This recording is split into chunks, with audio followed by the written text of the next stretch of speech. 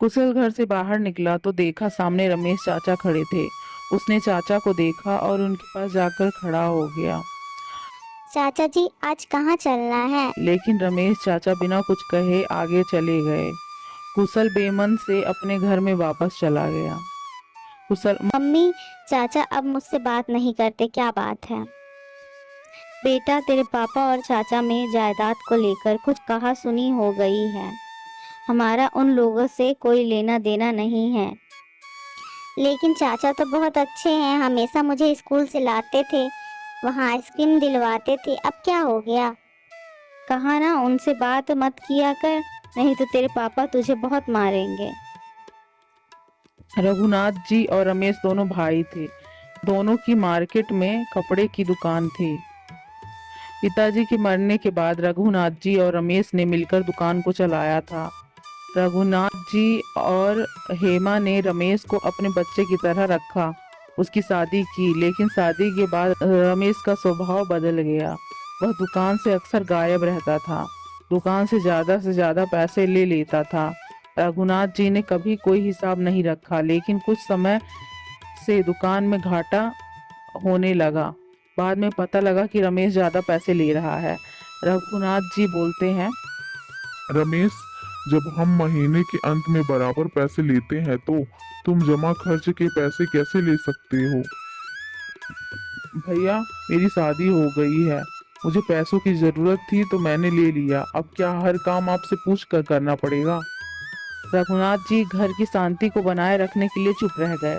कुछ दिन बाद पता लगा कि रमेश ने वही मार्केट में अपनी अलग दुकान खोल ली है।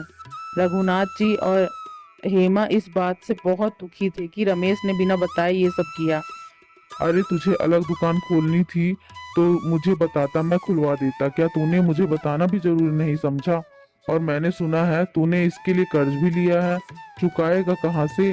दुकान चलने में तो समय लगेगा। आप मेरा हिस्सा दे दीजिए, उससे मैं अपना कर्ज चुका लूंगा। अब मैं आपके साथ नहीं रहना चाहता। रघुनाथ जी को जैसे झटका लगा। उन्होंने कहा, तुझे हिस्सा चाहिए तो ले ले, लेकिन ये जो तू परायों जैसा सलूक हम लोगों से कर रहा है यह ठीक नहीं है। तो जिंदगी भर आपका गुलाम बनकर रहूं? उस दिन के बाद दोनों भाइयों में खटास आ गई। रघुनाथ जी ने किसी तरह रमेश के हिस्से की रकम उसे दे दी। वह लेकर रमेश अपनी पत्नी रमा के साथ किराए के मकान में चला गया।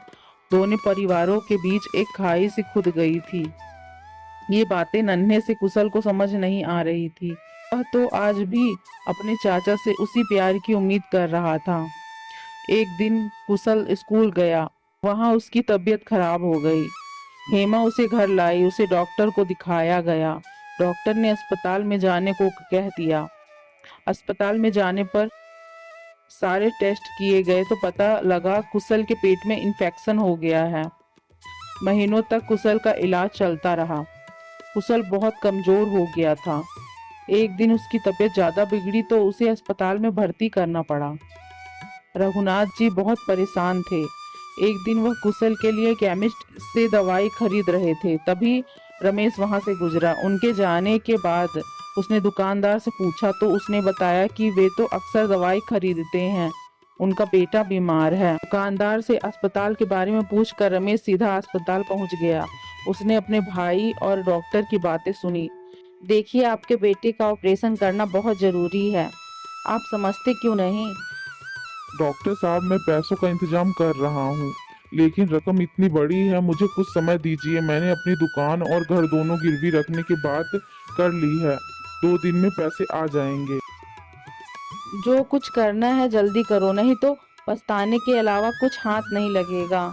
तभी रमेश आगे आया। भैया, इतना कुछ हो गया, आपने मुझे बताया नहीं। पता नहीं भाग्य में क्या लिखा है। तो कुशल से मिल ले, उसे अच्छा लगेगा। रमेश जल्दी से कमरे में घुस गया। क्यों छोटे मास्टर, चाचा को भूल गया? अब आइसक्रीम नहीं खानी? कुशल चाचा को देखकर बहुत खुश हुआ। हेमा की आंखों से आंसू बह रहे थे। चिंता मत करो भाभी, सब ठीक हो जाएगा, यह कहकर वह चला गया। अगले दिन सुबह डॉक्टर ने आकर बताया कि आज ही कुशल का ऑपरेशन करेंगे। डॉक्टर साहब, अभी तो पैसे का इंतजाम नहीं हो सका। क्या? लेकिन आपके पैसे तो जमा हो गए। रघुनाथ जी सोच रहे थे, तभी उनके कंधे पर किसी ने हाथ रखा। रघुनाथ जी ने पलट कर देखा तो रमेश और रमा दोनों खड़े थे। चिंता मत करो भैया, हमारा कुशल बिल्कुल ठीक हो जाएगा।